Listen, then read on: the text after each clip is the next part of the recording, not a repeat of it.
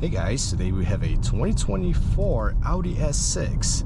Now for 2024 model year, Audi slightly refreshed their midsize sedan.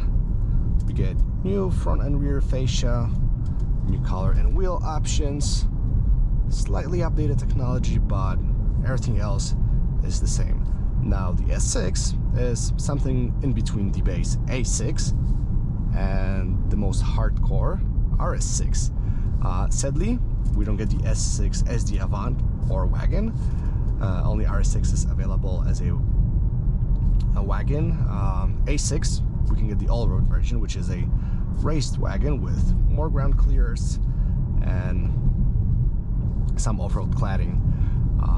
But let's focus on the S6.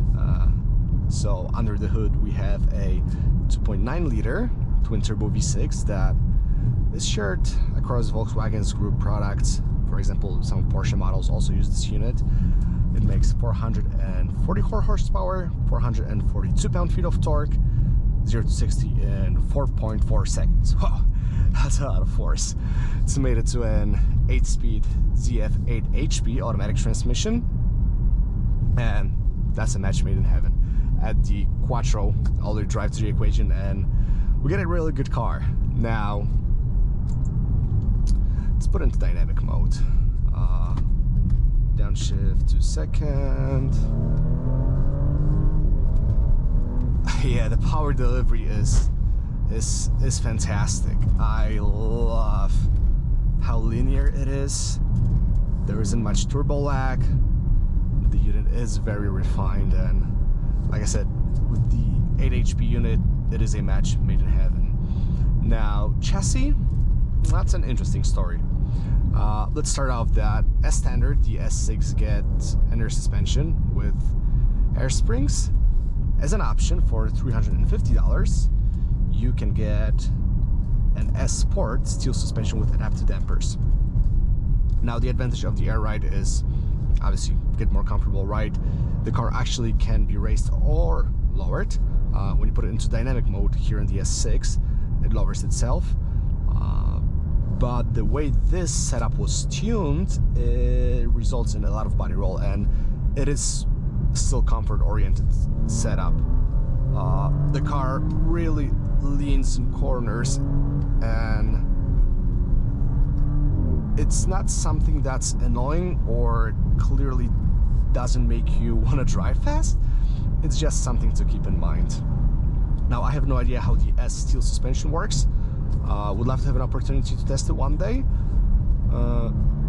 but I don't want you to think that I'm complaining about this setup. It's more comfort oriented, but you can still have a lot of fun driving the S6 on the back road. Now, the Quattro all-wheel drive does its magic. You get that feeling of endless amount of grip. Brakes are good. You have to get used to them, like they don't catch that fast in the beginning, but that on the other hand lets you modulate your braking power. Now, as we get on a little rougher pavement, the car rides on 21-inch wheels, and you can tell that there is some vibration coming inside the cabin, and unfortunately the comes with 21s as standard. I don't know if you can get smaller rims. I don't know if the brakes will fit, but if you have an option, you can go aftermarket or get something from European specification model. I would definitely go for it. Now, my favorite corner, there is some initial understeer, but it's not safe understeer. That tells you to take a step back.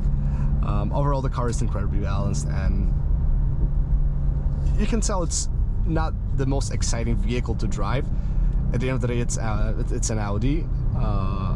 It's an S6, so it's something in between performance and daily usability, but I enjoy it. I wouldn't mind this thing as my daily. I have a stretch of the road, so let's launch it, put it back into sport mode. No official launch control, let the boost build up, and off we go. This thing feels super fast. it's made for German autobahns. Overall, speaking of autobahns, my friend told me, who lives in Germany, that you can easily do 3-digit speeds in this thing and it feels like nothing. The cabin, I must admit, is very well isolated. You get double glazed side windows. Obviously, all windows are laminated, front and rear. The engineers put a lot of effort into reducing NVH. I mean, that's every Audi.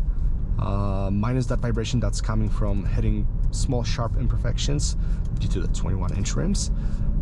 This is a fantastic cruiser. The seats are comfortable, not the most comfortable in the segment. I'm not sure if the S6 offers regular comfort 6. I know you can get them in the RS6.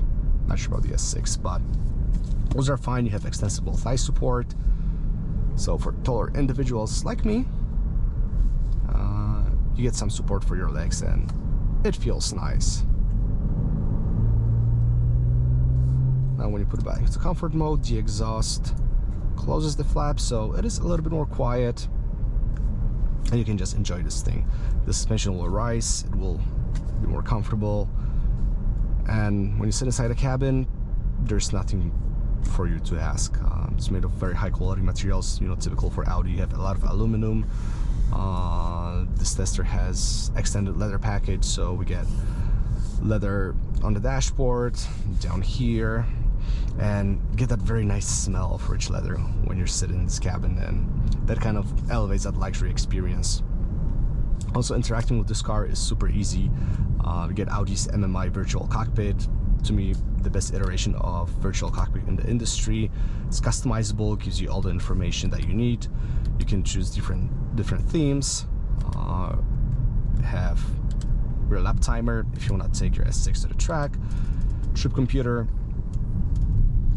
The infotainment system is also super easy to use. It's very logical, very responsive, offers haptic feedback, which is nice when you kind of want to keep your eyes on the road and use it.